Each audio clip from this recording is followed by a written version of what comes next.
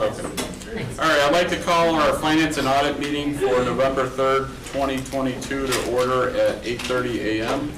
We have all members of the committee present.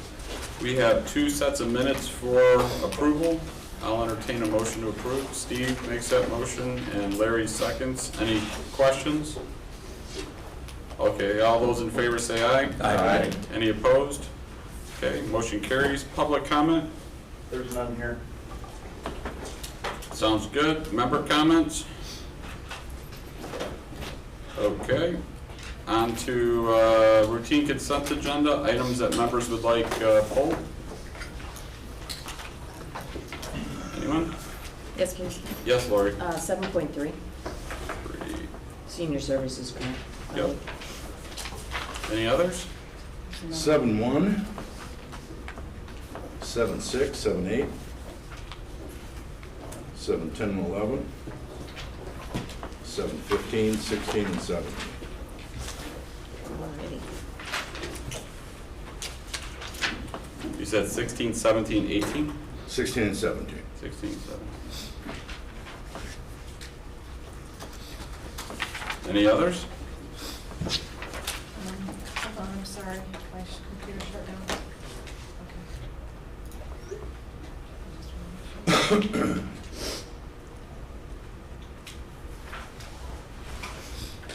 Did you pull the one for Randall Road? Yeah. Okay. So the items that I have left are 2, 4, 5, 7, 9, 12, 13, 14, 15, and 18. All the rest were pulled. Is that correct? 15, I think. Didn't you say 15? 15 was on the 15 also? Okay. Is that correct then? Yep. Okay. So I'll entertain a motion to approve items 2, 4, 5, 7, 9, 12, 13, 14, and 18. Steve makes that motion. Larry seconds that motion. We'll go to vote. Jeff? Yes. Carlos? Yes. Lori? Yes. Steve? Yes. Larry? Yes. Tom? Yes. Kelly? Yes. Myself, yes. Okay, motion carries. We're on the item 7.1. I'll entertain a motion. Steve makes a motion. Kelly seconds that motion. Tom, you pulled this one? Yeah, just a quick question. What's the reason for the $1,000 waiver? I didn't hear that. What's the reason for the waiver? Oh, what's the reason for the $1,000 waiver? It's something that we do with non-union that says if you do not take our health insurance, if you decide to stay on your spouse's insurance or your parents' insurance, we'll give you $1,000 to do that. And we do that currently with our non-union employees and several of our, I can't say all of our union contracts, but most of our union contracts. What do you estimate the total cost to be on that? It's about $100,000.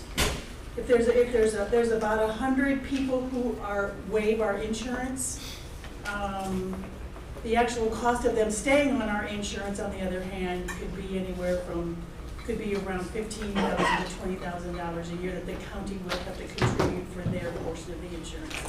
So giving them $1,000 for us not to have to spend $15,000 is a good deal. And I was just curious, it just being 1 year, is that unique or right? So usual? when I first got here, all 10 contracts were in the same year. And so we're gradually trying to spread them out, Okay. 4, 3, and 3 now, because we have one that just decertified. Also, this contract, there were no major issues, and it was part of it was the attorney that was leaving and timing, and it was a good one to just do a 1-year extension, because there were no major issues. And the last one went to mediation or MEDAR, and so it had just resolved last year.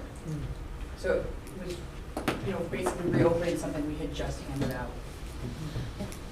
Also, with the new sheriff coming in and a new undersheriff coming in, that gives them a year to kind of get settled before they're sitting at the table again, coming up with maybe some of the ideas they have for a contract. Great, thanks. Any other questions? Okay, we'll go to vote then. Carlos? Yes. Lori? Yes. Steve? Yes. Larry? Yes. Tom? Yes. Kelly? Yes. Jeff? Yes. Myself, yes. Okay, motion carries. We're on to item 7.3. I'll entertain a motion. Steve makes a motion, Carlos seconds the motion. Lori, you pulled this one? Sure, thanks. I wanted to acknowledge being part of the Public Health and Community Services Committee for the past 4 years. The first 2 years, I actively participated in the Senior Services Grant Commission, and then the past couple of years, I needed to refrain a little bit from it, so as to not have any conflict between my current professional outside of the county work. And so, but I just wanted to acknowledge something that the resolution talks about, the 0.025%, and that's, you know, that's the max. We actually, the number is 0.017, and I'm excited about the conversations that are happening around tweaking or taking a look at the Senior Services Grant Commission related to the funding, related to the need, and I'm hopeful that you know, in the future, there will be conversations about possibly looking at the 0.025, because the need is there, and the population is only growing, and so I'm hopeful. While I will no longer be on the board, I'm hopeful and look forward to seeing what will transpire with the Senior Services Grant Commission and the dollars that are allocated to the different programs. So I just wanted to make that comment. I don't have any particular questions. Oh, there he is. I didn't see you at first. So and I would thank Hans and his team for all the work that they've done, and the PHCS committee as well. It's always a challenge because there's many more requests than funds. Although Hans, I tried to find the particular spreadsheet now that I see you, that you're here.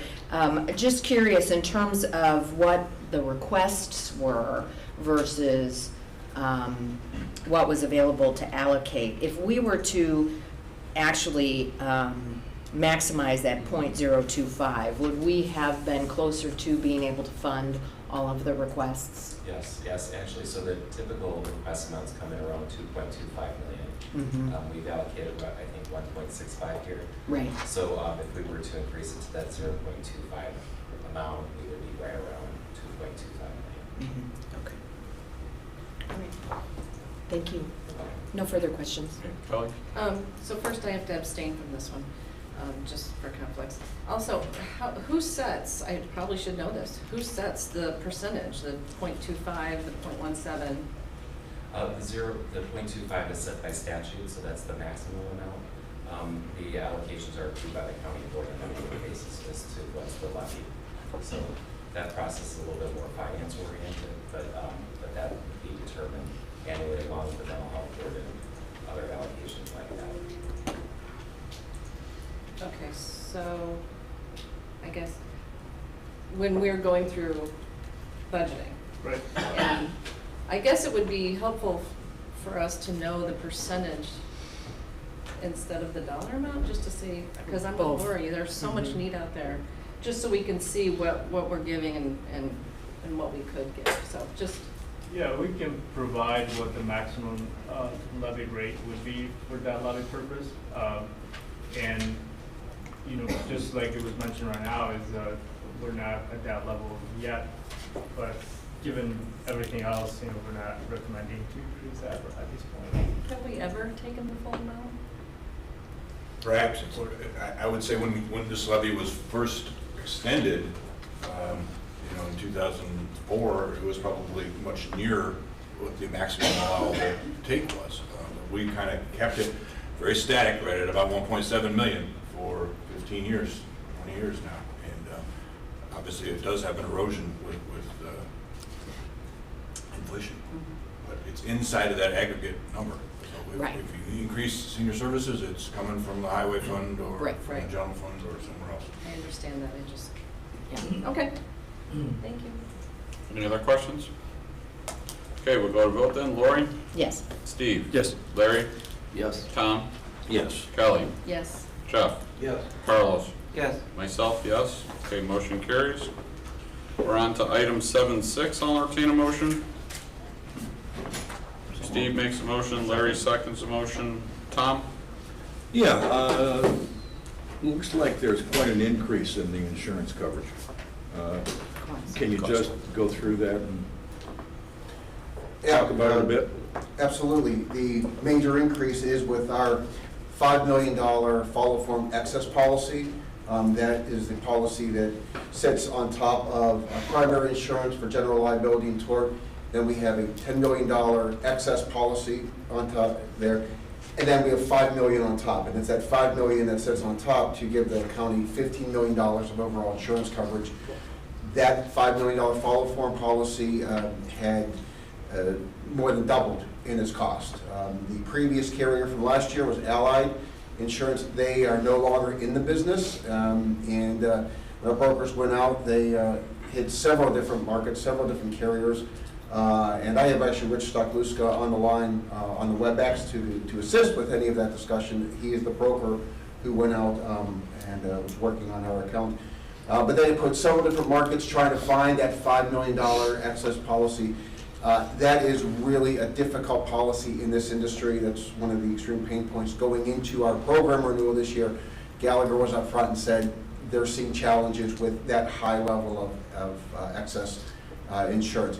We're feeling that pain. If you take that policy out, we're actually only at about a 9% increase overall. But with that policy, that puts us up to over a 15% year versus year program increase. So that's the reason why you're seeing such a significant increase. Why the need for the excess of the $5 million? You know, and I'll tee it up, but Rich, I want to have you kind of give a little bit more detail. Really, it's based on the exposure, the size and the exposure of the county, and it's very typical that you're seeing settlements and judgments well beyond the $10 million into the $15 million range. It is an optional policy. The county does not need to have, I'm sorry, let me back up. The county is not obligated to purchase that policy, and up until 2015, the county maintained a $10 million top-level coverage. That change was made at the recommendation of our brokers, given where insurance claims are going, and if you ever heard the term a nuclear settlement or nuclear judgment, these are huge dollar amounts. You know, the county is not immune to that, so something bad can happen, and $5 million really is going to make a big difference. Rich, if I can have you chime in on your recommendation to maintain that $5 million excess follow form? Sure. Can everybody hear me? Yeah. Yes. Okay. Yeah, there's just a number of different things that are going on with the marketplace. Over the last 2 years, we've had 4 insurance companies that have dropped out of public sector. So what's happened is the policyholders have to find a new home. Basically, capacity is down, and the number of policyholders are still the same, but the number of insurance companies have decreased. The other part of it, too, is that the venue is not good. Illinois tort immunities, there are no tort caps in the state. So the judgments and the awards for claims have increased. And the other part of it, too, is we've seen an increase in law enforcement liability claims and the size of the awards from excessive force, wrongful prosecution, things like that, wrongful death claims. So with less insurance companies out there and the rates for law enforcement officers, because they rate based on number of officers, that kind of drives the prices up. We just got a quote this morning on another account that was up about 59% just on the law enforcement section alone. So to kind of get back to Scott's question, you know, you only had $10 million years ago, but we did make a recommendation to go to 15. For a county of this size, you should be at least at 15 million. I do have a couple other counties that are at 20. I do have one client that cut back because they're, for budgetary reasons, the cost was prohibitive. So they did go back down to where they were a few years ago. Thank you. Any other questions? No? Okay, then we'll go to vote. Steve? Yes. Larry? Yes. Tom? Yes. Kelly? Yes. Jeff? Yes. Carlos? Yes. Lori? Yes. Myself, yes. Okay, motion carries. All right, we're on to item 7.8. I'll entertain a motion.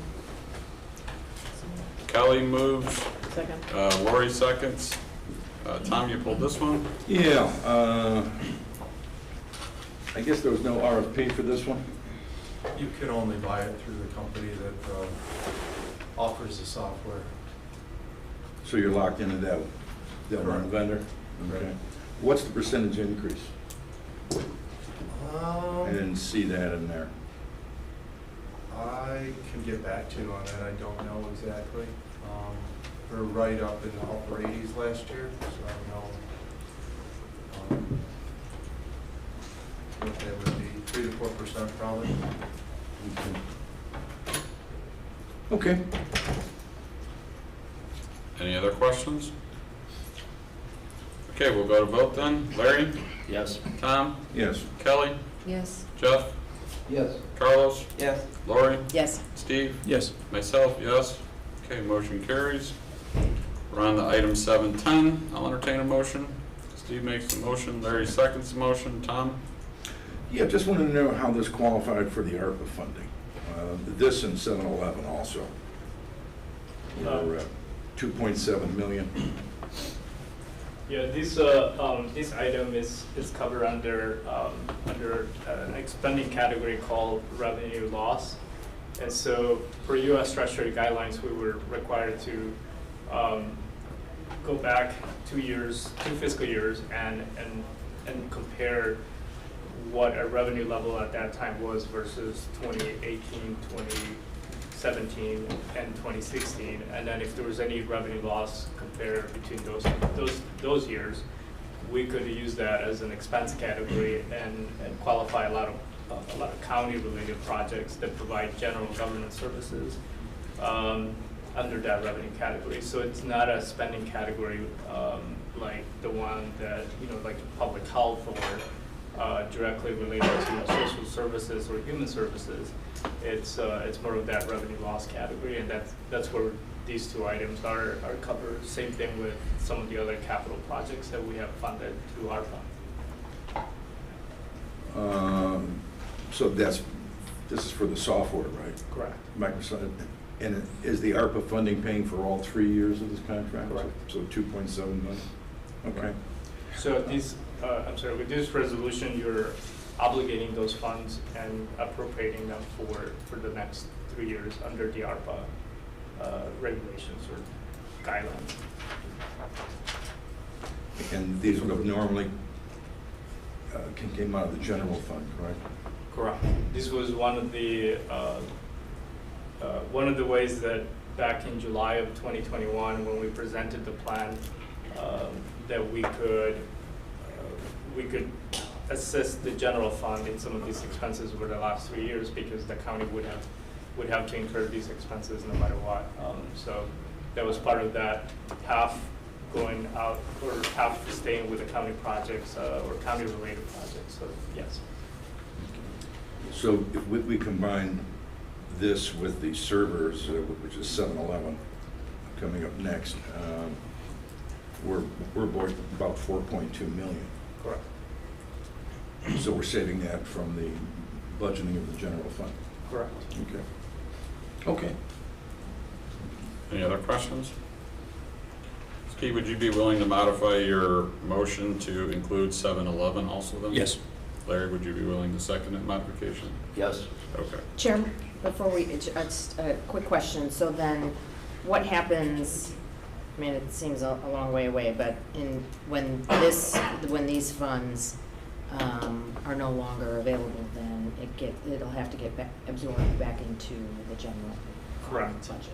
Yeah. So this funding, how we're planning is spending that is not happening over the next 3 years is being included into the fund balance and restricted, so that when that expense comes back to the fund, then the funding is there to pick it up, and then it would become an operating expense at that point. And so then with the rules that you were mentioning about the fact that it qualifies, this is different than most of the others because all of the others had to be one-time expenses, so that we didn't have to worry about that 3 years later in absorbing it, but that, okay. So does that show up as a liability then? If we're funding 3 years, we're using 1 year at a time? And not necessarily, we're accounting for that as a, in this case. Prepaid expense? It would be prepaid if we had to pay it right now, but because we're not dispersing the funds when the fiscal year is happening, we're just sort of parking that funding, if you will, in the general fund as restricted for that project, so. Okay. Okay. So we're gonna vote then on item 710 and 711. Tom? Yes. Kelly? Yes. Jeff? Yes. Carlos? Yes. Lori? Yes. Steve? Yes. Larry? Yes. Myself, yes. Okay, motion carries. We're on to item 715, I'll entertain a motion. Larry moves, Kelly seconds. Tom, you pulled this one? Yeah, can someone explain the logic behind this? The wetland credits. $500,000.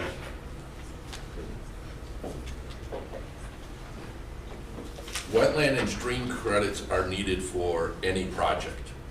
So what we're doing here is buying these with the Conservation District for future projects. And so that's the reason why we're doing it. We always have to do them. The mitigation ratios are different depending on what the impact is. And so there are other sources in the private side with it, but those are beginning to dwindle. And so we're looking to make sure we have all of our bases covered. So this 500,000, is this just a guesstimate of what you need, or? It's the cost what's agreed to now. Right now, we don't know how quickly we're going to spend that down until when you bring a project forward, and that's determined by the resource agencies. And how long do you think it would take to spend down this 500,000? I have no idea. I would say the wetland credits itself, we have several pending projects that are going to use them rather quickly. Randall Road is one of them, as well as we have 3 bridges that we're starting phase 2. This total scope of those wetland credits are probably in the range of 15 acres of a mitigated amount, and we're acquiring 3.3 from the Conservation District at this time. Those will go quickly. We have 15 bridges in our program already that we're actively designing, and those take the stream credits, of which we have acquired, I think in this range, 300 lineal feet. So those won't take very long to use up either. Does the Army Corps of Engineers get involved in this? Okay. They're part of the resource agencies with this, yes. Okay. Any other Just questions? for me. Okay, we'll go to vote then. Kelly? Yes. Jeff? Yes. Carlos? Yes. Lori? Yes. Steve? Yes. Larry? Yes. Tom? Yes. Myself, yes. Okay, motion carries. We're on to item 716. I'll entertain a motion. Steve makes that motion. Lori seconds the motion. Tom, you pulled this one? Yeah, was this subject to an RFP, or is this my friendly RFQ program? This was RFQ. Okay, that answers my questions. We'll go to vote then. Put that on the Jeff? resolution. Yes. Carlos? Yes. Lori? Yes. Steve? Yes. Larry? Yes. Tom? No. Kelly? Yes. Myself, yes. Okay, motion carries. Item 717. I'll entertain a motion. Kelly makes a motion. Steve seconds. Tom? Yeah, this goes back to my RFQ rants. Seems like we asked for 9 million, and now we're coming back and asking for almost 25% more in supplementals. Which goes back to my logic of guesstimating these RFPs, what the project would cost. Somebody gets the contract, it's for 9.1 million, come back a couple years later, hey, we need 2.3 more. So can somebody explain this logic to me again, and why a 25% increase on what was allotted? Yeah, in this particular case, for Randall Road, there's 3 main components that have caused the increase, and they're outside of our control. One is IDOT. Illinois Department of Transportation has started, having agencies revisit their preliminary engineering phase if a project takes longer than 5 years. In this aspect, our phase 1 was approved 10 years ago. That's a heavy lift to go back and revisit everything that's changed and all the documentation to go back, and that's an IDOT here do that. Number 2, regulatory agencies, like we talked with the Army Corps of Engineers. They're revising how they issue their permitting structure and the impacts that they cause. We have got extensive research or coordination with the Army Corps and revising the design in order to meet their requirements, because those have changed since the preliminary engineering was approved. And number 3, we've got a variety of utility coordination and other items that really are changing how we have to modify this aspect here. Things that are outside of our control, and we need these efforts in order to finish out the project. I actually have a question. Go ahead. And the document does a good, the document does a good job of explaining what is needed because of the delay, but I didn't get an understanding of what caused the delay. Where, in your opinion, where does that responsibility lie that this project has not moved forward in 5 years, and now you gotta go back and refigure everything? Funding. We didn't have the dollars to move this to construction. So that's why. So at that time, based on available funding sources, the section that was completed in 2021, that was brought forward first. This was going to be the next section, and that's why. Any other? Kelly? Yeah, so if I add the two together, it's 11,483,000, and you guys had the upper limit at 12,325,000. It's just that, is that the extra 10%? Shouldn't be on this. It should be. No. Or did I do something wrong?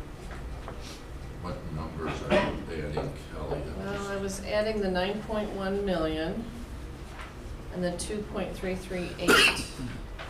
And then add the 886,977. Oh, I did not add that in. Okay. Any other questions? Okay, we'll go to vote then. Carlos? Yes. Lori? Yes. Steve? Yes. Larry? Yes. Tom? No. Kelly? Yes. Jeff? No. Myself, yes. Okay, motion carries. Okay, we're on to item 10, discussion. 10.1 is just a quick update. Thank you. This may be familiar to some of you on the Finance and Audit Committee, but it may be new to others. This is, the county has an economic development incentive program that provides for a property tax rebate based on new EAV created with an addition onto a building.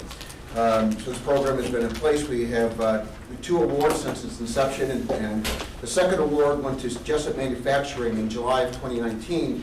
And that presentation came through this committee, and the recommendation went to the county board, and it was approved. And based on the criteria and the application, they ultimately awarded an incentive that gave them 50% of the rebate of property taxes created off their addition for a 5-year period.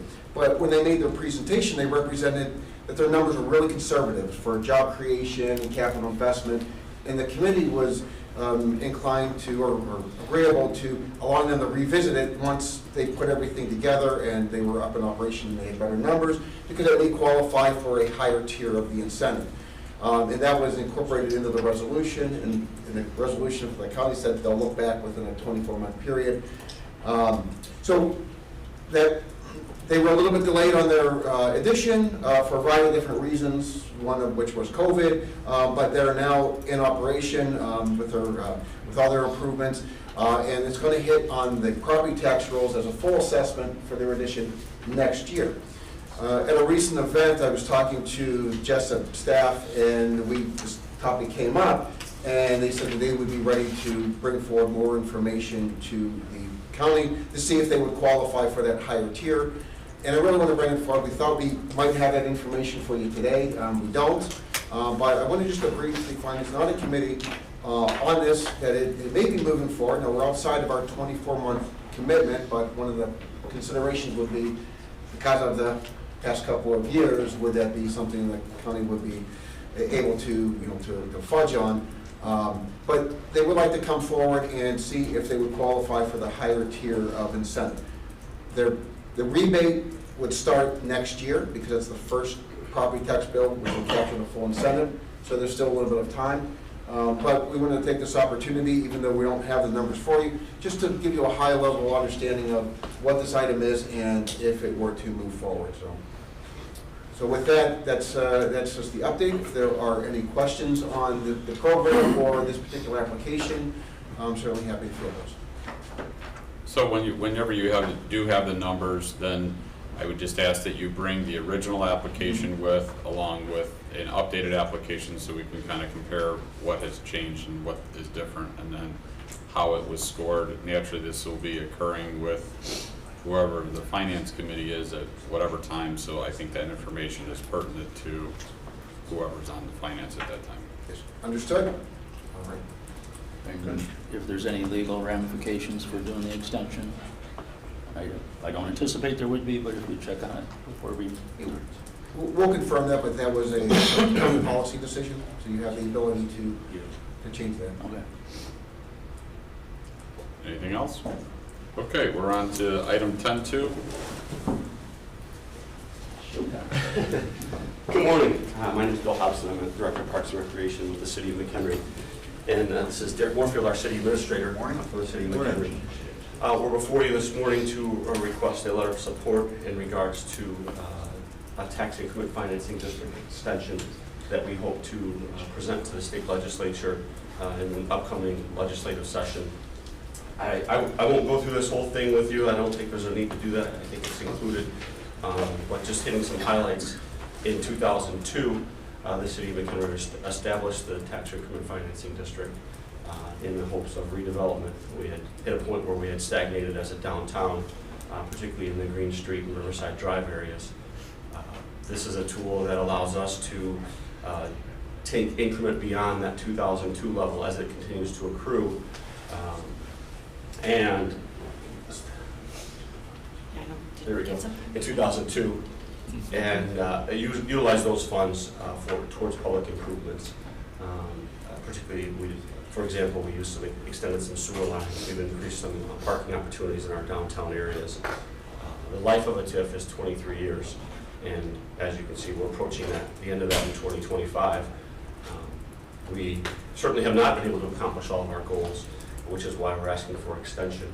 Certainly with that 2006 to 2016 10-year thing where everything's kind of stagnated on us, that really had a significant impact. But we have been able to get a lot done. As you can see, this is the boundaries of the Green Street and Riverside Drive are really the core of it. This was the backbone as part of the original presentation of why we approached, why we went forward with the TIF request. A significant downtown plan that really laid out what we intended to do and why we were asking for this tool for us to utilize. Again, I won't read through all of these this morning in honor of your time. But it really laid out exactly what we had hoped to do, as well as identified some key redevelopment areas. Two in particular of which I wanted to point out right here, and that's the Central Wastewater Treatment Plant, identified as number 8 in the bottom corner. That is a plant that we have since decommissioned. We've completely cleared that land for it to be used as a redevelopment site. We do have some interest on that site currently.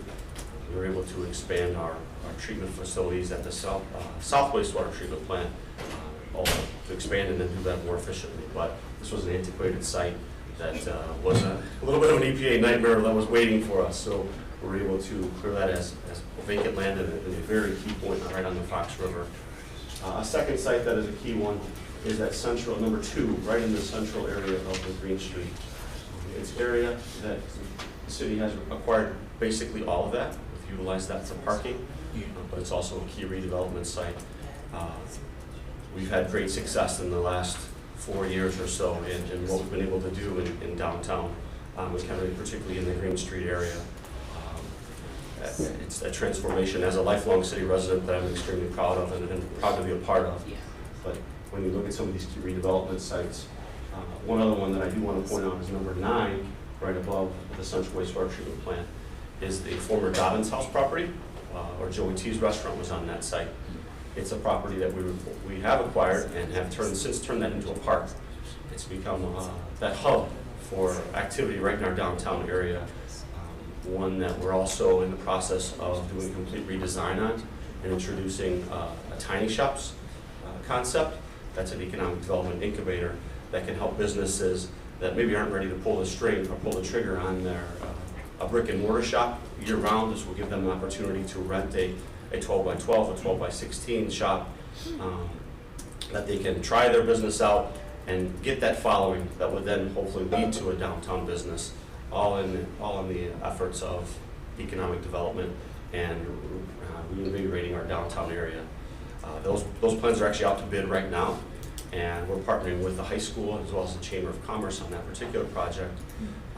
That we hope to have those shops pretty close, ready to go for next summer. May 1st is the idea. But this was just some key redevelopment sites that I wanted to bring to your attention. Bill, can I ask a Sure. question real quick? Yeah. So,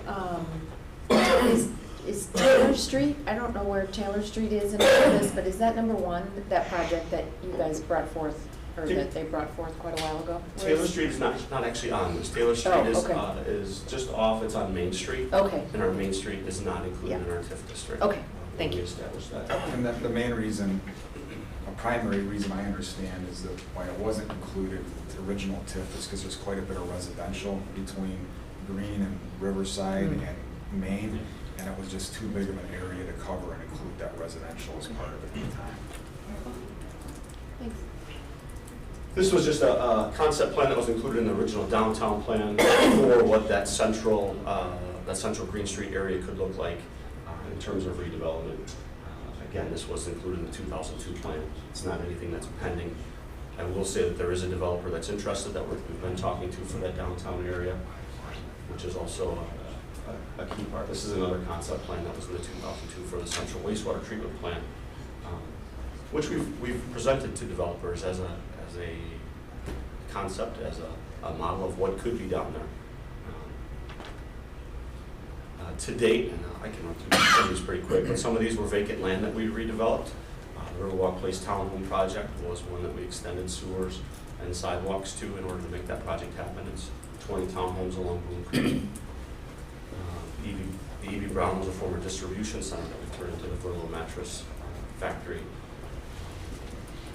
We've added, we took down a building, added more parking behind Green Street on Court Street lot. The former hospital site is probably the biggest one. Right downtown, the McHenry Hospital was an area that there was very few, with the introduction of the new hospital, there was very few medical offices or anything in there, and it just sat there. This was one that we took the initiative on. We actually bought the property, we prepped the property, and turned around and have a very viable mixed-use building that's completely full residential and probably 75% full on the commercial side of it.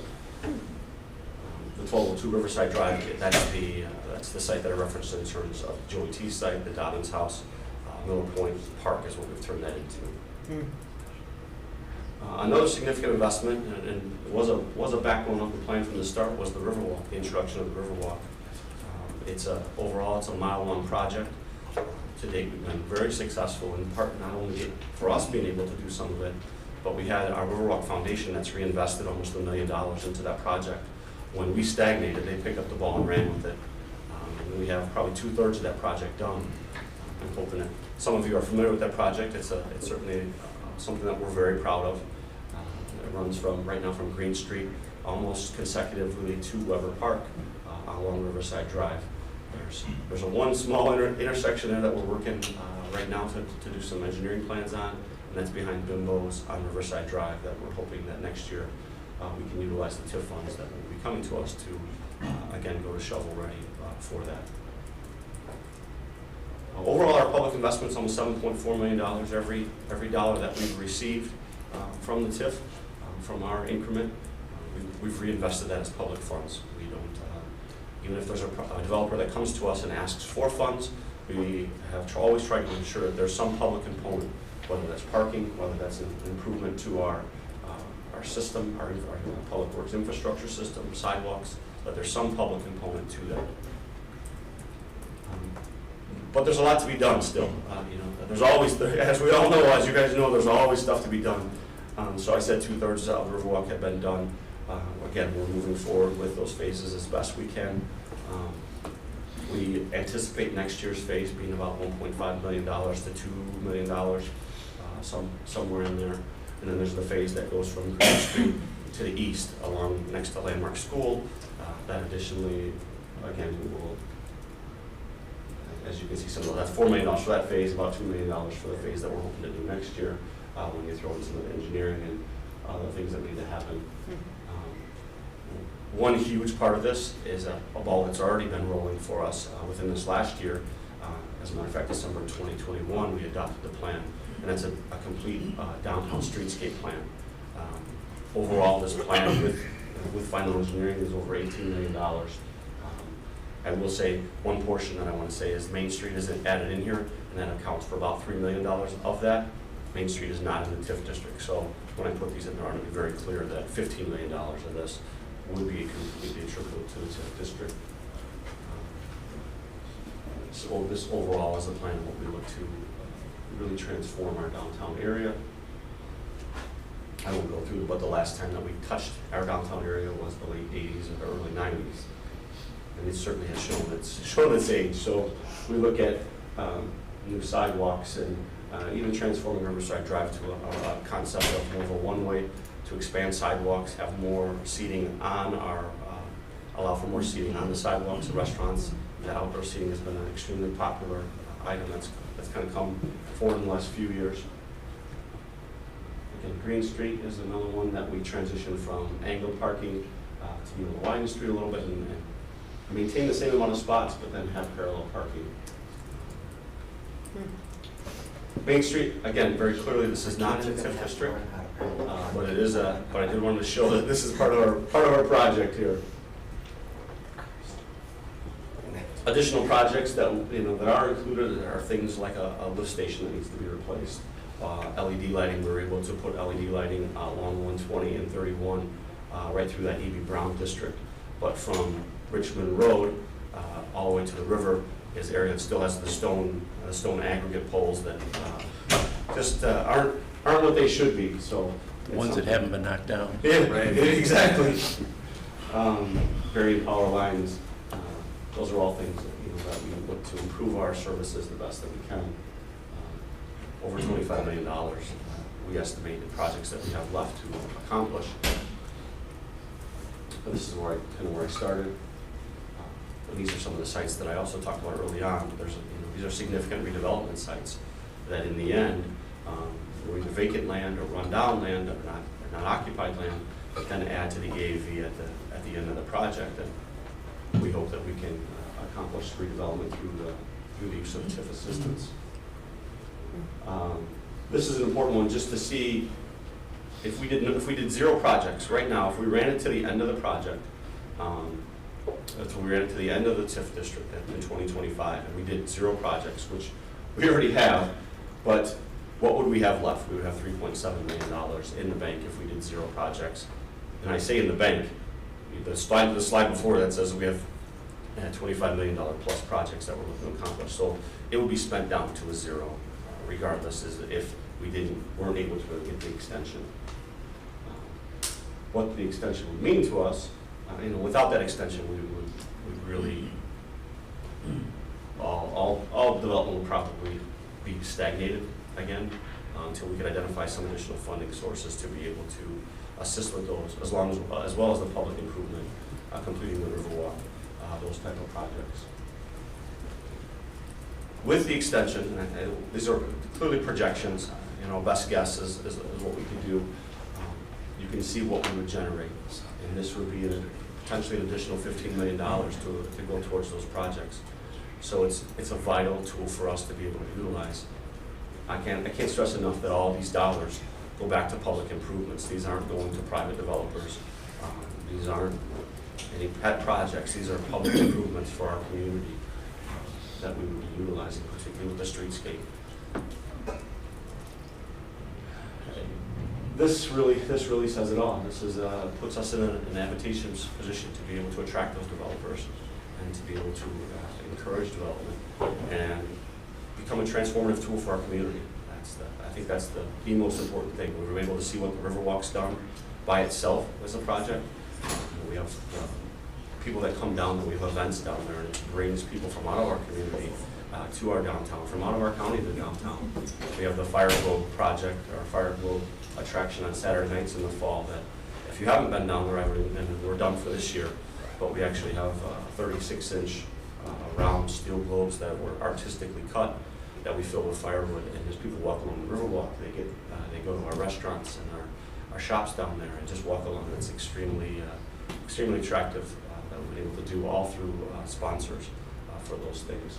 But it brings people from, it's more and more people have become aware of it. And I sit on the Naturally McHenry County Board, and it's one of the Riverwalk and things like that are things that we pitch to bring people from out of our county to our community.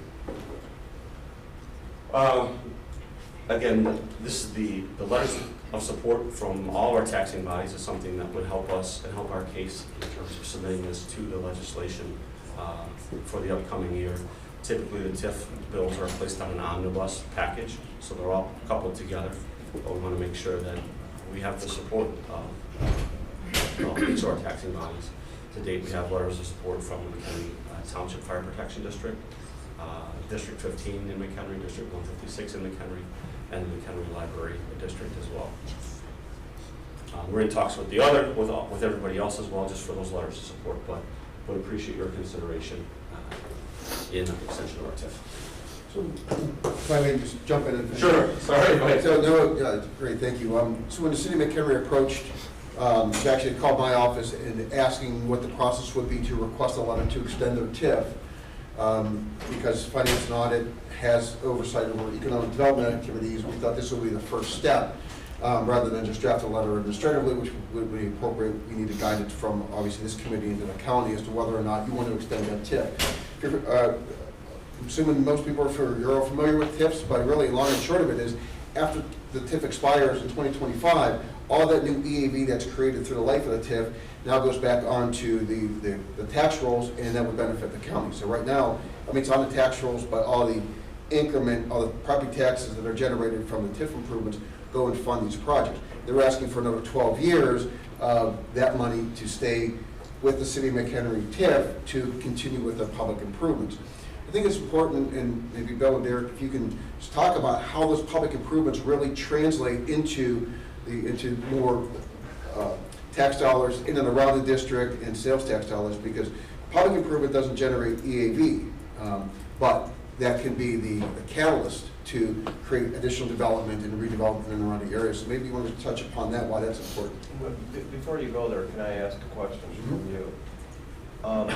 When we have this decision before us, I'd like to see the economic impact on the county revenues as well, if you can quantify that. Yeah, to the extent of just the tax increment that was generated, we can translate that into what that would be from a dollar standpoint, based on property taxes. So, Yeah. Please. Yeah, go ahead. So just to answer that question, or to address that, Scott, thanks for asking that, by the way. I mean, TIFs, and I had experience with TIF, Woodstock's TIF also, and McHenry's. I mean, the reason that they're established and they're used as an economic development tool is, you know, the but-for. They're the underutilized, underdeveloped, deteriorated areas, whether it's downtowns or corridors, like Woodstock just expanded theirs on Route 47 not too long ago. And certainly downtown McHenry was showing its age with some of the properties that Bill mentioned back in 2002. And so what this has been able to do is, with the public reinvestment in the downtowns, then it helps attract private reinvestment in the downtowns, whether that's in commercial buildings or even residential buildings in downtowns, that then increases that property value overall. So the public investments serve as the catalyst. The private investments help generate that additional property tax value, which generates the property tax increment, which then, again, in the short term is reinvested back into the downtown through the TIF, or the TIF area through improvements. But in the long term, goes back to the taxing bodies. So again, at the expiration of TIF, as Scott mentioned, all the taxing bodies will benefit from the public investment and the private investment that was done through the life of the TIF through enhanced property values and enhanced property taxes that are generated through those values. So the county will benefit, the city, the school districts, everybody that is part of that TIF district, those jurisdictions will benefit in the long term. Charles? And just so that I'm clear, you're just looking for a straight extension, you're not amending the TIF? Not amending at all, no, just a straight extension of what's existing. And it's a one-time 12-year, by the way, just to clarify, extension. There's nothing beyond that. No more extension can be requested beyond that time. Steve? I appreciate, Jeff, you asking for those numbers just to see our impact. I personally don't see that as being that great. I think your growth is outside the district. Again, you're using that district as a magnet. Get people downtown, get them excited in McHenry. We saw that presentation with economic development on Tuesday night, how the whole area is, they're trying to build up McHenry County as part of the Chicago greater area. This can only help in our efforts to enhance that. If we get people that want to come out and live in these towns because they see positive programs, going on in the city of McHenry, the city of Crystal Lake, they're going to bring housing to our areas. They're going to bring in the, people that are going to want to shop and stay in McHenry. I mean, I think it's a win-win. And even kind of as a side note, through the most recent recession and recovery, and now whatever we're going into now or in now, we've seen, the days of the big boxes, I won't say are over, but they certainly have dropped off over the last 10 years. And we have more and more businesses that are looking at smaller facilities, especially in downtowns, more entrepreneurial type development. Even through COVID, we were busy working with businesses or potential businesses to locate into our existing buildings or downtown areas, because they see that kind of as the new, people want to get together, they want to congregate, they want to have fun, they want events and things to do, and we're certainly the haven of it in McHenry of things to do. But we certainly don't see and don't anticipate that big box growth, but we see that investment or that interest in downtown areas, and that's why we really want to, capitalize on that and keep growing our downtown. No, I mean, it's definitely felt downtown. I mean, I live right in that downtown area. I live at Veterans Park, and I mean, to see the positive vibe that has happened because of the improvements has been overwhelming the last couple summers. So, Sandra, you're light there too. Yes. So I have a few questions. So I've seen the great expansion of Green Street. Look around. So are we pricing people or businesses out of the downtown when we do that? I do see some of the businesses, Hidden Pearl Cafe have left. So I want to make sure that we're not pricing people out of the real estate. And also, if we're looking at Riverside Drive, is it going to put any burden of cost on the current businesses that are there? I would say to the first one that we were not pricing people out. There were certainly some other factors that led to the Hidden Pearl leaving. There is another tenant that's already purchased that building and is looking to open up a coffee shop / banquet facility / they're not sure what the third unit will be, but they've already made the building improvements. They've cut windows out. We're working with them even in terms of utilizing a portion of Newman Park right next to them as well for a public space that they could be similar to the DC Cobb's agreement. So I would say from my perspective, and I think Derek would echo that as well, is that in no terms are we pricing people out or trying to head that direction. I think we've seen a reinvestment in terms of even the transition from the theater to a live entertainment district, or a live entertainment's been something that's been very successful, not without some growing pains, but very successful.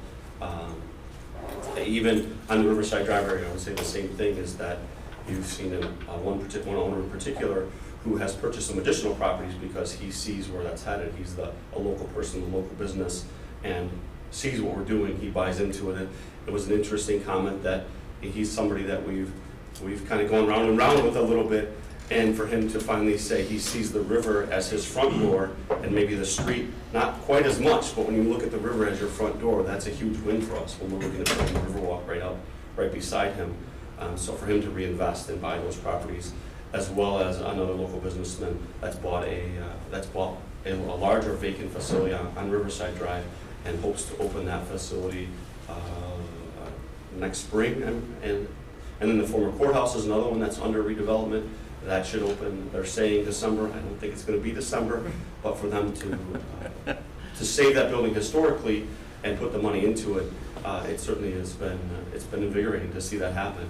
Yeah, and what, you know, so that was part of the discussion with the tiny shops too, to provide you know, we have an extremely successful, you know, in Veterans Park with, throughout the summer with the crafts and things like that. And we saw that as an opportunity and got feedback from a lot of those to, we'd like a chance to move up, but we're not ready to move up to the big yet, and kind of took advantage of that with the tiny shops and working with MCDC and the school district and the chamber to develop those shops.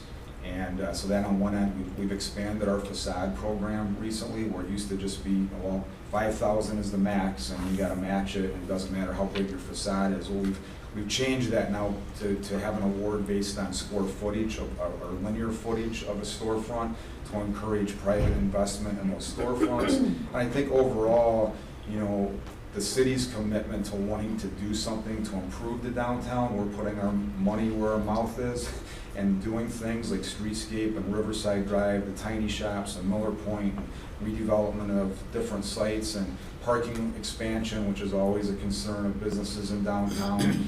And I think that by doing that, we've shown the commitment to property owners to want to do something to better the downtown and attracting those businesses that the market drives whether they'll be successful or not in the downtown. We have a local restaurant. I mean, it's no secret, I don't think. I mean, DC Cobb's is looking to open Whiskey Diablo's, another facility in downtown McHenry. I mean, that's two restaurants owned by the same company in the downtown, which is kind of unique to have and welcomed by other restaurateurs, because we want to be that kind of destination of entertainment and shopping and, you know, dining type and public activity type of destination. So great question, and we hope that we're addressing that with kind of all the other things we're doing in the downtown too. Because selfishly, I want Little Chefs to stay. Oh, yeah. We Well, want to go there for breakfast. That's the same owner of kind of all of those buildings on that site, and I think he understands the success of, in fact, if you've gone into the old bridge lately, the door is cut through there. We just had a meeting in there last week, and in the morning they open that door to Old Bridge so that Tiny Chef can use Old Bridge seating for the dining. Yeah, so It's been nice for Terry to be able to expand over there. Little Chef is a personal favorite, so I'm with you. Yeah, me too. Me too. So one other question then.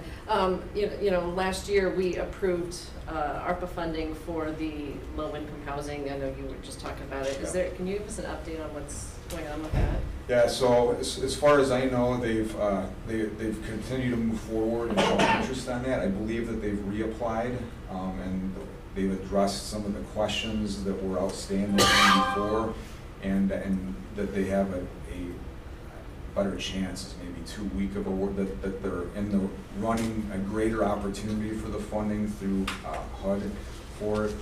But they have not gone away. They still have the option on that property, and we've continued to support them in so much as, you know, we want to see them there. I mean, that's really, they haven't asked us for anything else.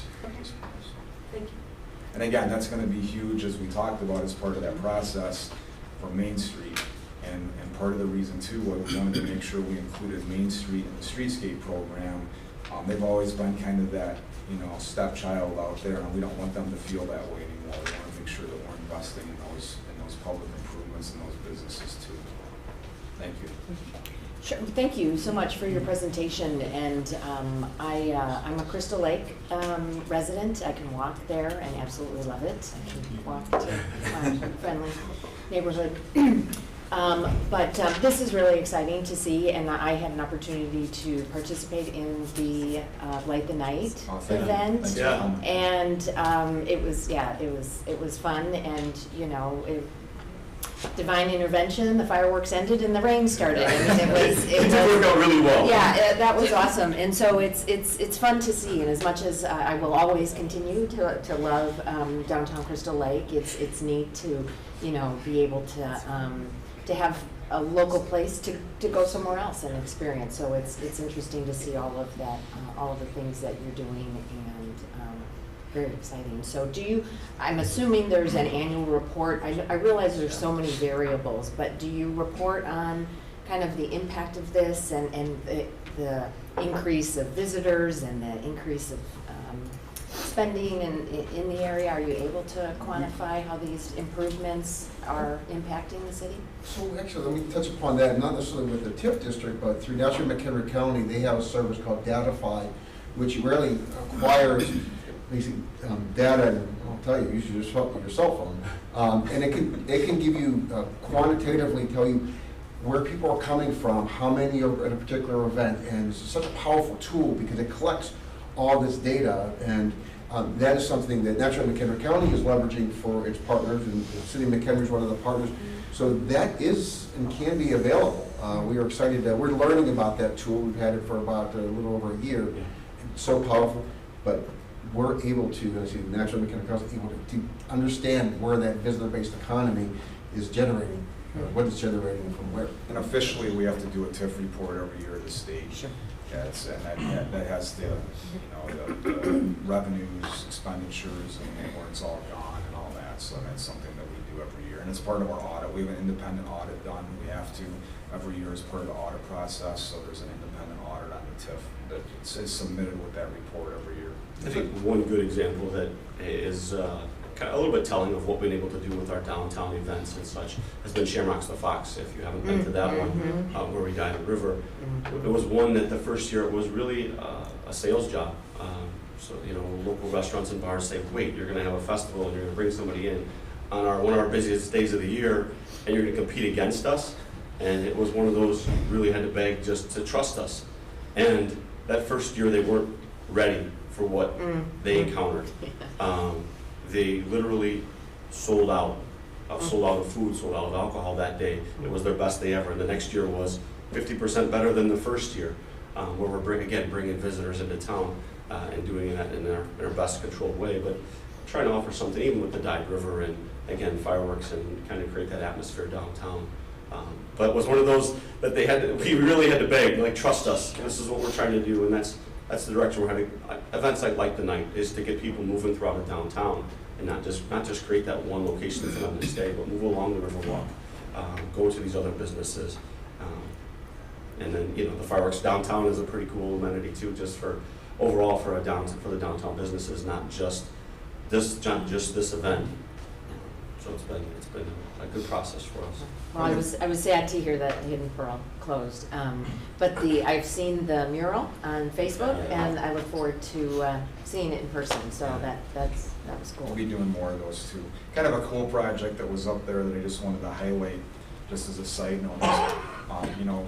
For those of you that can remember, Pearl Street Bridge used to be just I don't know what the right terminology is for it, but it was just basically a single lane bridge that was disassembled when the Pearl Street Bridge went in. Part of that bridge is at Terracotta on Route 31. If you look between their parking lot, there's kind of a little creek there, and it attaches the parking lot. And we have the other sections of that bridge that we want to put in at the other end of the Riverwalk. Adjacent to Landmark. Adjacent to Landmark School. So that's kind of another interesting project that will kind of bring history back to it will become a pedestrian bridge and tie in whatever redevelopment happened in that area, again, to the Riverwalk and moving people throughout downtown. But to salvage that piece of history with the assistance of Terracotta was a pretty big win for us. We feel like, and there's some restoration, but plans for that bridge to go in. And plans have been for that bridge to go in from the very start, but that's one of our remaining phases that we need to accomplish. Any other questions? So just one quick question from me. What's the thought process behind the extension versus just doing a new TIF? Well, the extension plays off of the gains that we had from 2002 when we established it.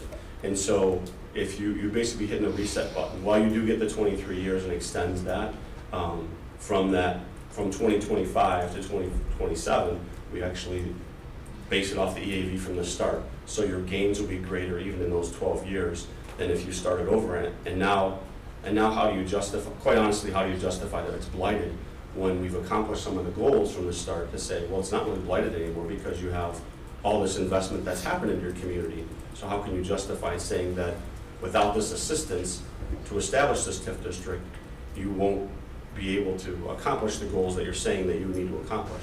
Does that make sense? It's not a blighted area anymore because we've invested in so much into it currently, so. Not as blighted. Right. Well, so that's, okay, so that's your, I asked that question because there's so I'm assuming someone ran numbers and exactly what you're saying, you start, I noticed in your one screen, you shot by it real quick, but it looks like you issued bonds against it because there was a negative and then it went positive, so. We did, for the construction, and I'm sorry, I was just trying to. No, I'm the for the numbers, construction of that's the- what I was looking at, so I just. $2.8 million construction of the first phase of the Riverwalk. We did that in 2006, and at that point, obviously, that was very early on into the TIF district, and there was not that money there to be able to pay for $2.8 million right up front.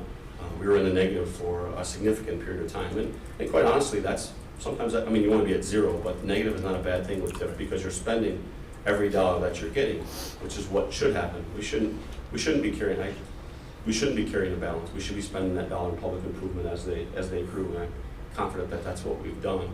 But that, to answer your question, that very first phase was $2.9 million, and that accounts for, I think, $239,000 a year in a bond payment from the state. So in your write-up for an extension, how do you, because again, whether it's the extension or whether it's a new TIF, the threshold by which it's supposed to be granted is still the same. So I'm trying to, I heard what you just said, but that is counterintuitive to the thought process for an extension. So that's what I'm just trying to. So we use the original, the plan that was put up there, or plans that were put up there were part of the, you have to submit, I guess, a redevelopment plan as part of the TIF district. And obviously, all the projects in that redevelopment plan have not been accomplished, right? And so that's, we want to accomplish those. There are still, outs like the central wastewater plant, okay? I mean, we didn't decommission that plant until 2017 or whatever the date was on it, so there was nothing we could do with that plant and that property until it was decommissioned. So that's a major project that we have that could still benefit from having the TIF in place in terms of public improvements to that site that we can't accomplish in the next 2 years. But we also don't think that we want to step back and wipe it all out and just ask for a new TIF. We think that we can accomplish that with a 12-year extension. We don't want to, greedy is too strong of a word maybe. We don't want 23 years. We don't need a new TIF. We think we can accomplish these in 12 years with an extension. Well, but my understanding what you just said is the total revenue generated over the 12 years, if you go back to that slide, you said was, I think, 17 million, if I'm. At the end, it would be 15. 15, okay. So 15, and you're saying that because you start at zero with the new TIF, that over the 23 years, you wouldn't generate 15 million, is that?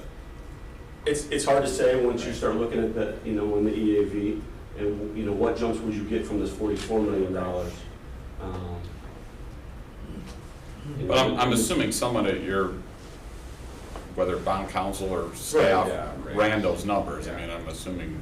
And that's where it comes back to, we feel like if we ask for this extension, we can accomplish the goals originally laid out in that 2002 plan. At least that's our hope. But to then come back and ask for additional 23 years is not something that we want.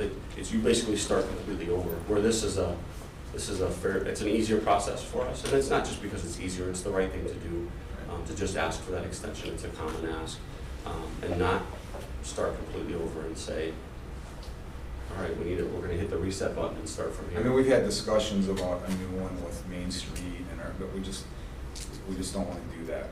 It's the right thing to do is ask for the extension for 12 years and then put the pedal to the metal to get those projects done in 12 years and not start over and ask for a new TIF. Okay. That's to me the more fiscally responsible thing to do than ask for a new. Okay. Yes, Scott. So as far as next steps, would ask, I don't know if there's any consensus or direction on whether or not the committee would consider this. If you would consider it, then I would envision a resolution going to the county board to endorse that letter to extend the TIF. We'll certainly provide the financial information and implications that was requested. It's, I think it's easy to ask based on just the EAV, and we wouldn't be able to capture the residual indirect sales tax and et cetera. But a form of a resolution could provide that letter of support, and if the committee is supportive of that, we can either bring that forward at this coming committee of the whole in November regular meeting cycle, or it could be at the next county board, next finance audit committee to bring that forward. So really, we look for some, whether or not this is something that the committee would support, and if you would, what you would like to see as far as timing. When do you need it? Well, the legislative session begins at the end of January. Those submittals are starting to occur already for the omnibus bill, and so I would say the sooner the better is the easy answer. Anyone have any thoughts about whether to do this with this board or with the next board? Well, because if I remember correctly, no committees are going to meet in December. In December. So the next chance with this It will be a committee committee of would the whole prior to the December meeting, which probably will have quite a few items to discuss. I'd support putting it through for this month. I would too. Me too. I think Tom's right. Okay. Thank you.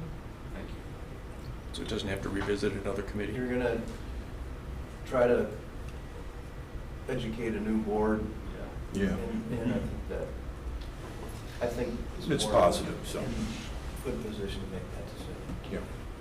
Okay, so then draft up a resolution and put it on the committee of the whole, have to go on new and unfinished business and for this month. Thank you very much for your time and consideration. Thanks for your support. Thanks for your support of Jessup too, McHenry business.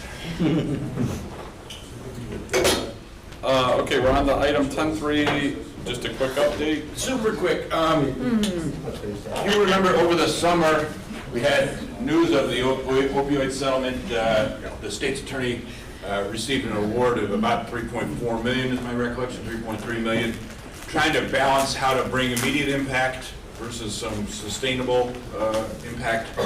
Came up with a solution where the state's attorney was going to allocate the dollars to the mental health board, because the dollars have to be used for substance abuse issues. We're going to allocate immediately 1.7 to mental health board, and then spread out the remaining 1.7 over a period of years.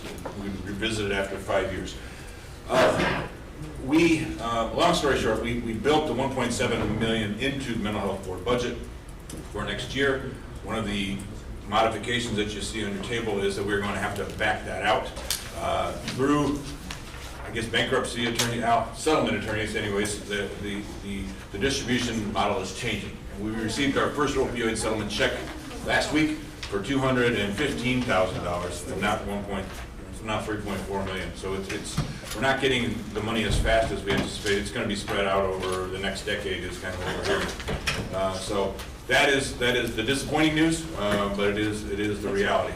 I think Patrick Keneally still believes that the mental health board is the best distribution tool for the dollars. So that the 215,000 and change has been distributed to the mental health board. And I just wanted to know, can you explain that a little more? Why? Is that what you're going to say? No, go. I'm not familiar with the background. I apologize. Maybe I can get some more information, but it was some supposition. I can talk with you offline, but if I can get a better story for public consumption, I will. So I'll try to ask a question that maybe we can answer for public consumption.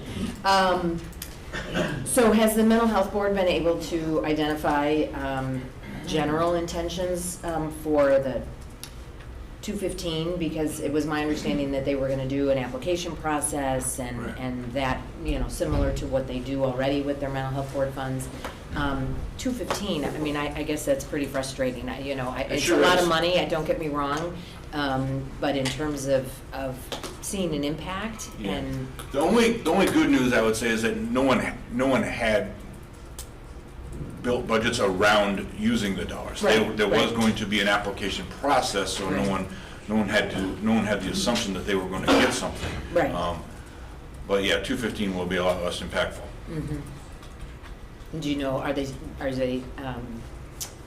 thinking that there still might be some application process to? I've not had that conversation with you. Okay, I know it's new, it just happened this week, so, yeah, very frustrating, very disappointing. It is, because they're feeling a lot of pressure on their levy in mental health. And yeah, that was a discussion you heard a little bit at your mental health board interviews.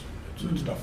And you may be getting money from Walgreens and CVS and maybe even Walmart at some point More to come. in our lifetimes.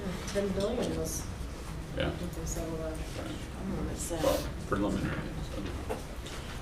So. Okay, we're on the 10.4 update on our bids, Yes. or not update on our bids. I don't know. Discussion on the bids. So we're really hoping that we can bring to the town next week a resolution that has the total cost of. You said resolution won't be a resolution. Isn't that more of an update next week? Okay, we can do an update. Oh, and then a resolution in December? Well, we already allocated. We kind of have, but we're just opening the bids, and I'm fine with not doing a resolution. No, we're not talking about, the agreements were with the CM. Public consumption. Right, so, and that's correct. So the resolution coming forth would be for the overall cost of the project. So we've allocated the money, we're opening the bids, we're pretty confident from yesterday's bid opening that we're in line budget-wise. We are not gonna be asking the board to approve any of the bids, because that's why we hired FQC. They're the construction manager. They're gonna be the contract holder for this project. But it's still our money. So we brought before you a resolution telling you what we believe the cost of this project's gonna be for both the remodel and the firing range. But I feel like we need something that solidifies it more for you guys. Yes? Go ahead. Well, no, so I understand, but I don't know, I mean, to me, it's information to the board to solidify and justify the money that we've already appropriated for the project. This solidifies numbers that go to that. Was I don't know, 3.7, that was I'm trying to go from So the memory. total cost is gonna be about 9 million. We have just under 3 allocated for the training facility side, and the rest is the gun side, Okay, the that's- firing range that's side. And then right. within that is FGM, which is our design and architect company, and FQC, which is our construction management company. So, 6.2 of that is federal money through ARPA. So And the we rest do need- is- We do need resolutions for those contracts. Even though the board already gave an umbrella approval of the 6.2, how the funding is paid to vendors, anything that's over 50,000 requires a resolution. okay. So are you having all this in one resolution? So so we are paying FQC. That's it. Right. FQC is paying Right. the They're the vendors. general, we're, yeah, Correct. yeah. So But- it'll be, we should be able to do it in one resolution. Should be a I'm not fairly gonna simple, be ready. informative resolution. You can be ready next week. Well, I don't know how soon that we're opening, yesterday we opened the training facility bids. Today is the firing range bids. So yesterday we had 14 packages to open that we had to go through, and today it's probably a similar amount of packages to open. Then, Probably not. Yeah. You want to make sure the general contractor's comfortable with all the subs, so I lower expectations that it'll be next week. If you can do it, that'd be great. I don't lower my expectations. Well, no, that's fine, I mean, I don't, There's not there's not a rush as far as. There's not a rush. We do want work to begin in the training facility at the end of December if we can, but there's no guarantee that the vendors that will be chosen can even do that. well, so, but I guess my point is, if you brought it to a December board meeting, through resolution, then that would give the time for the general, because the general contractor not only has to, I mean, the nice part about the way this is set up is the general contractor can go through and do the review, not only monetarily, but also scope of work and making sure that they're competent, qualified bidders. I mean, there's a lot of work that they need to do because their canister is on the line as far as holding the contract. So Yep. I don't want to be trying to rush that through on them because that's an important aspect, I feel. That's fine. So what I can do is, if you want, at the cow, I'm gonna have a good idea of what the budget's gonna be anyway. So, I can just update you, or we can just wait until December. And- Well, I think it would and be can good to update give the an report update to the then. full board. I think, because I don't Okay. think, well, Jeff just left, but has anything gone to Jeff's committee? No, we discussed it Okay. briefly, but we hadn't opened any Okay, of so then the I think bids. it's best that you give the full board an update at the cow, Okay. just so that everyone's aware. There will be some amount of board members that will be, you know, the new board, so at least they can then say, Right. hey, we had this update to the, whoever is new, so that there is some continuity between the situation. Sure. And again, it's not really for approval, it's more informative, it's, But it sounds, what Kevin's saying is he needs Something for paperwork the ARPA funds. yeah, so yeah, we'll, okay. I think that'd be best. Give an update at the cow, say it's gonna come before December board, once everything's resolved, and then, Nice, pretty package. yeah, I mean, and ideally, if, oh no, because you can't, shit, never mind. Forget it. Okay. Okay, we're gonna have, we'll do an update that we've done on and off with the agenda, but for next Thursday, we'll push back on for update. Where I have an organ donation update, CTA, Metra, Oh, PACE. you want me to do a written update that I can put on the board members' RTA. desks? We don't have any else or anything. They didn't talk about that in there too. I can do a We written. got light rail coming to us. Yeah. I will walk in.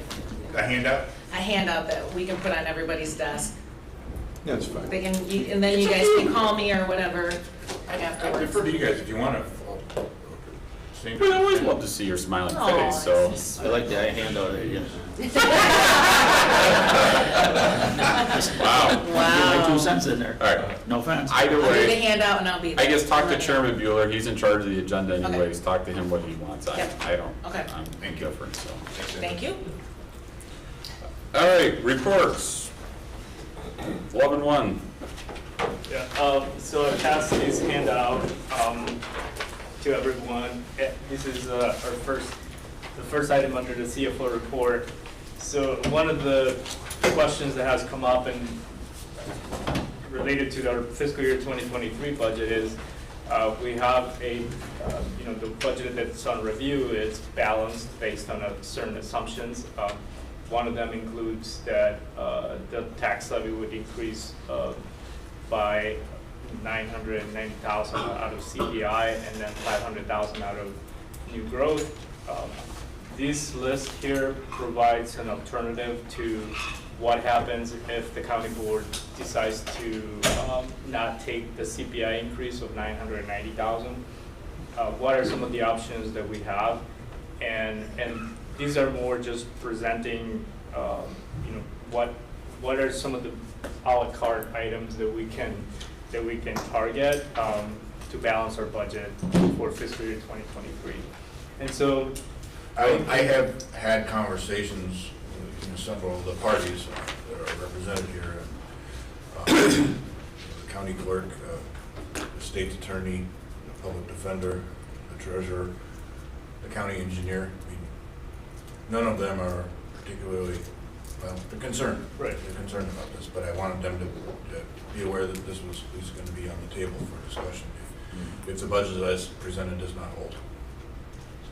Well, so we've talked about as a committee and we've set up the budget so that if new growth or CPI isn't taken, then board should know what would be cut in order to balance the budget. And so I wanted them to at least present this to you today so that, not that we have to have a big discussion, but just simply for information purposes as to what would be cut. And this will be presented at the COW, probably, and have some discussion at the COW about this so that it provides some direction to staff as to what in fact we would cut. So this is 1.763 million total, and depending on, you know, if CPI wasn't taken, the 990,000 and the new growth, you know, that's 1.4 roughly of money that we'd have to come up with. This is 1.7. So there's theoretically 300,000 more in cuts than what we would need to do. But that being said, the discussion needs to happen about how we would go about deciding what would be chosen and what wouldn't be chosen. And naturally, none of these are easy choices. I mean, I see senior services grant, and I can just hear Paula, you know, making comments about it. So, I mean, I just... It's a series of bad options. Yeah, I mean, yes. Or I could hear Kapolsky up there. How you doing? Oh, sorry, you wouldn't say that? You'd be like, sure, go ahead. Don't sound like that. Oh. It's much lower. You Oh. talk lower. Sorry, what are you doing to my highway fund? There you go. Yeah, at this point, this is again not, we're not asking for a decision, or there's no consensus needed or anything. It's more information, and we would have that larger discussion on Thursday next week with some of the department heads and elected officials being available in order to, you know, talk about these items as well. So there is more than what's needed in here, and the reason is so that we have some space for the board to make decisions of which ones and different levels of, you know, where do we want to, what are some of the items that we want to definitely address, what are some that we don't. So. Okay. Is there any questions? Oh, I guess so. Carlos? Since Sandra's here, I'm assuming with, you know, with all of the other positions that were being suggested to be cut, I mean, it was pretty clear. But for the sheriff's office, it just said reduction of personnel. That 200,000, how many deputies are we talking? So, one, I appreciate them just giving an amount so that the sheriff makes the decision, right, on which positions. But as you know, during all the ICE discussions, we average like one correctional officer with salary and benefits is about 100,000. So you would be looking at about 2 positions. So we are in the budget right now, down 6 corrections officers from this year, and we're down 13 from 2 years ago. Correct. We're pretty lean, but again, with some of the, we don't know what's going to happen with the Safety Act. We've committed to come back to this board after the first quarter and kind of take a look at where we're at in our jail and what our staffing needs are. Are you running overtime because you're lean, or? Yes. We are. Just still a better option than paying for, you know, more staff. Lori? So I was wondering about these items at the top regarding the Safety Act. Those are the ones that were talked about last month. Right. when These are State's Attorney these are McHenry. new positions. Right. So these we aren't laying off anybody in those. Right. These are positions that were strongly requested Right. by Last month. our criminal justice officials, Yeah. and we're saying, you know, we're not there. If we can't get any growth on the levy, then this would be probably where we would go back to. Easier to not fill these positions than to lay people off. Sure. And then I would not go with the suggestion here with the Senior Services Grant Commission either. Would that impact the allocations that are currently, No. or we just wouldn't do next No, year? Again, this is a very tough Right, option. I get it. understand, I understand. But what you would know going in that you're gonna have $300,000, $400,000, $500,000 less to allocate next October. Yeah, okay. I So just- people would have the knowledge going in. Sure, I appreciate that. And then, so with the, can I ask about the vacancies? The whole? Okay, all right, I just want to make sure, because they're not listed here. Because I realize that's separate from this. But, you know, with the vacancies and the spreadsheet that you gave us, if I remember correctly, I didn't pull it out of my bag, but the total was like 3.5. And I know the recommendation was about 500. And so I was just curious, and I realize, 8 years in HR, so I get it, that it's not,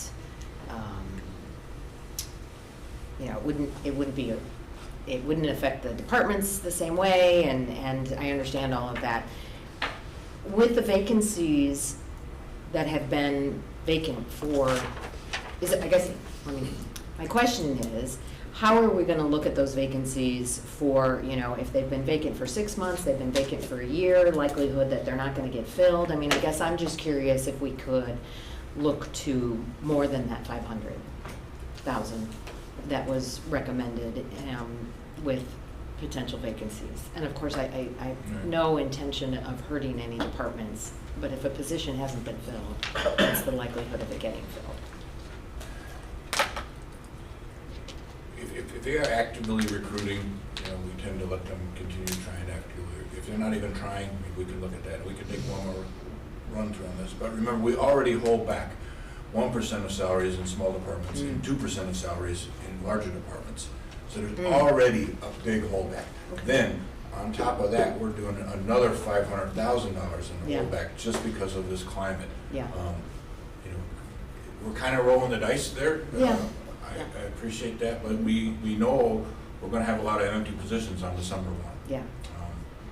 And thank you for that reminder of the 1%. So, 2%. Next Thursday, we can kind of perhaps reset the hole we were trying to fill. And you acknowledge we put an extra $500,000 in vacancies.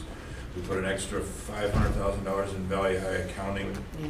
We drew another $1.4 million from our ARPA, from the community side of against McHenry County. Yeah. And then we're going in with 500,000 in new growth and 990 in CPI, out of an allowable 4.1 million. Right. Yeah, no, and I appreciate it. I'm just glad we're having the Was there any other conversations. movements there? I can't. We can put all that back up. Okay, and then, this one is, Those are budget adjustments that need to be read into the record on the night of the 15th. We always, we put the budget on display in October. 30 days transpires, things move around. That's what this is. There's Okay. always It's that amendments to the budget. yeah, Right. okay, And they have to The be. biggest one there is the opioid money that's coming out. Yeah. Joe's got a couple of projects that have arrived late. I'm seeing up there. Scott. okay. I think I'm done for And now. then, Thank and then you. the other item is the updated list of supplemental requests. Thank you. So as we get more information on the actual cost or any other updates to that supplemental list, then it gets Really updated. not much change here from what you were presented on September 30th or thereabouts, but we have one in the state's attorney's office. Patrick and his staff have worked with Cheryl on regrading a administrative specialist position to a trial court technician. Found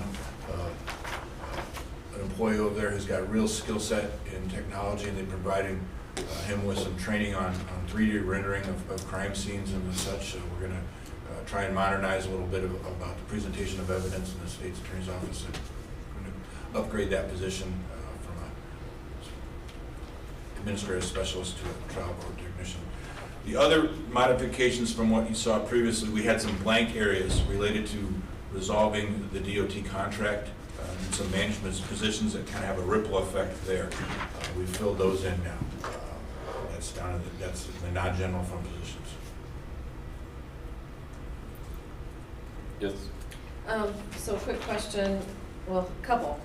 Have we decided that this will be a combined resolution, or will it be separated? The resolution will be together. It will be. Hmm. I know there's gonna Not be written pushback that way on that. now. What's Not that? written this way? You can move it together. I thought that's what we had talked about. What am I missing?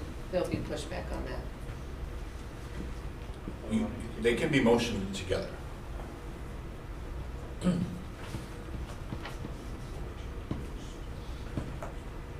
I also think that because of the property tax code, we may want to still keep the levy separate. Those two, obviously I'm not an attorney or anything, but there wasn't really a clear cut answer of whether the property tax code allows for that property tax levy to be completely separate. It's a separate document. Well, here's the problem. I mean, we can do them separate, but I just don't want to be screwed like we did last year, where we pass one and then Right. suddenly we Pass the don't budget, pass we the don't other. have the money. Right. Yeah, I mean, that's, Well, that's We the did order. switch, we switched the We order, flipped so the order. the levy will definitely be first, and then the appropriation ordinance after. Okay, so That could be all that, right. this leads to my next question then. So if we do this, then I would suggest, and I think this is what we're set up to do, say what we're going to take out of the budget. Because I think we can't just say, oh, we're gonna take 500,000 or 990,000 out. I think we need to have specific things listed, what we're going to take. Well, that's our hope, is that staff gets real direction at the committee of the whole, because that's not what happened last year. Right, Right. that's what I would hope would be And- this and, way, because then people. The budget that you guys forwarded works, and I would hope we could just keep it as is. Well, I understand.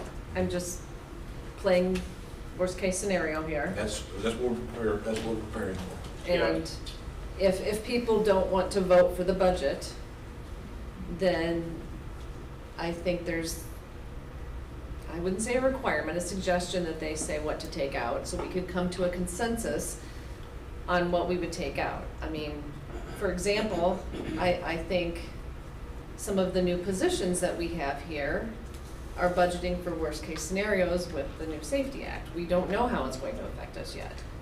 So that's something that, could save us. If you look at some of the, like, the 4 state's attorney and the public defender, that could be 525,000 that would take out of the 990. So I just would hope that that's how we could lead the conversation, and as finance committee, we would direct it that way. that's fine. I would expect that there is direction for staff on what to do. That wasn't provided last year, and that needs to be provided this year.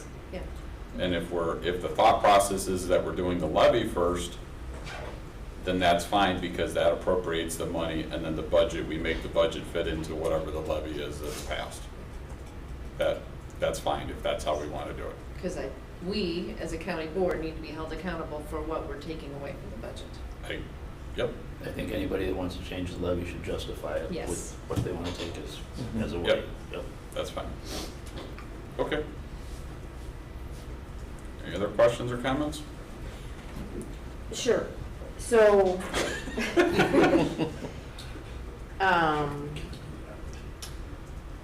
so this one is if we don't do the 990. That's what None of this is means. necessary if the budget as on display holds. Okay, None of these reductions need to be made. okay. And on display is the CPI with those 5 things. Partial CPI? Partial CPI with those 5 things. Yes. And new growth. Correct. True statement. Thank you. I'm done. Do you have anything else under your chief financial Yeah, report? the last item I have is, so as we received the funding for ARPA, obviously we presented that we're investing some of that funding and earning some investment income there and interest income. That interest income, according to U.S. Treasury guidelines for ARPA, is not subject to all the regulations.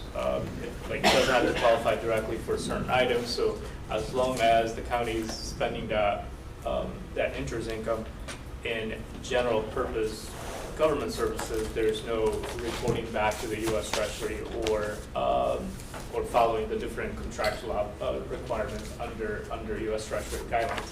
Obviously, we still have to follow the county's purchasing ordinance and all the different county regulations related to purchases and contracts.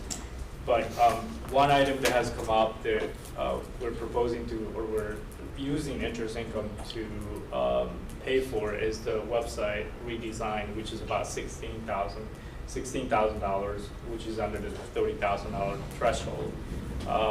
So I was, the direction is just notifying the finance committee that we are using some of that interest income.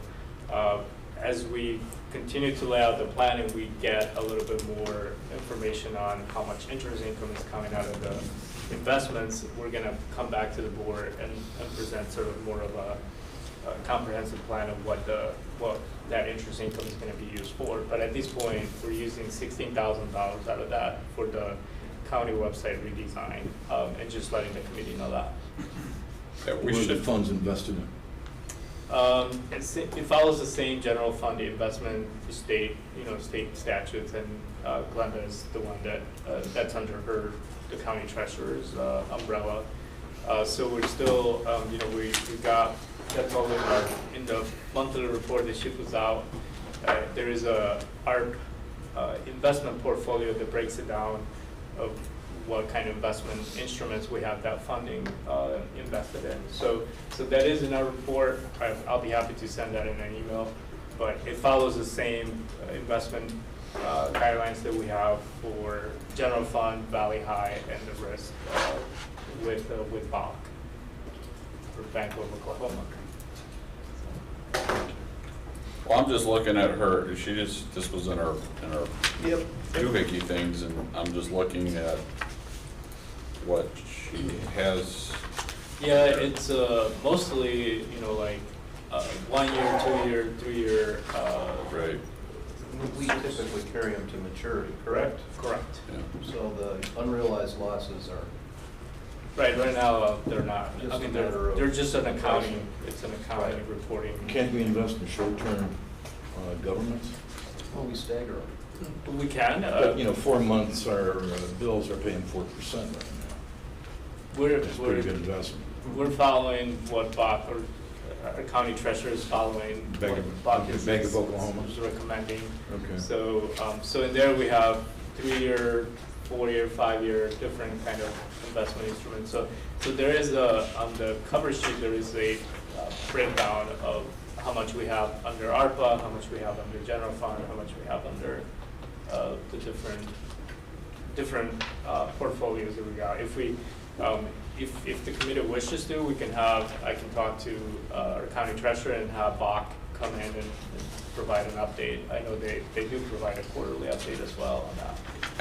I was just simply looking at what rates she's currently getting, or what's getting, and so I was just doing some quick math, and it looks to be that we should theoretically have about $750,000 to be able to utilize. Correct.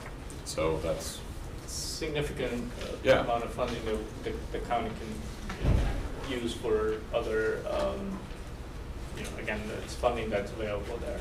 So. I mean, I'm not saying today, I'm Right. saying over the life of ARPA, but. So, yeah, the investment incomes right now, it's yielding anywhere between 3% and 5%. 3% were the investments that we got earlier on, about a year ago, or a year and a half ago. And now they're yielding a lot more, between 3.5% and 5%, so. And we just got another increase yesterday, or Yeah. 2 days ago, whatever it was. We sure did. That's all. Okay. There was no contingency. EDC, the annual dinner was on Tuesday night. Thank you for all that attended. I thought the room was not quite back to pre-COVID, but pretty darn close, so it was nice. The theme of the speaker was, this new regional economic development plan that we're going to be part of our program. Just to remind, we have committed $30,000 a year for the next 3 years to be a part of that 7-county partnership. And I'm looking forward to seeing how it transpires. We're using dollars from our economic development fund to fund that piece. 30,000 plus 9 for 3 beach blondes. Well, he likes beach blondes, he said that, so. And he doesn't want to see his mom. And he doesn't want to see his mom, so. Yeah, well, Anyways. lots they have to. Natural McHenry County, Scott? Well, I want to thank Bill for giving a good part of the report on the city McHenry activities. But you see how this all works together, and certainly a lot of activity. The next meeting will be December 1st. There's not going to be a November meeting for National McHenry County because we met on October 20th as a group and as a board to review and update the strategic plan, goals, and objectives. So December 1st will be our next meeting. Okay. Do we have anything besides closed session? Okay. So my recommendation is not to go into closed session, review closed session minutes that will generate another closed session minutes that we have to go into review again. So if it's okay with the committee that we don't do that? Sure. Okay. So then with that, I'll entertain a motion to adjourn at 10:17. So moved. Second. Jeff and Kelly, all those in favor say aye. Aye. All those opposed? Okay, motion carries.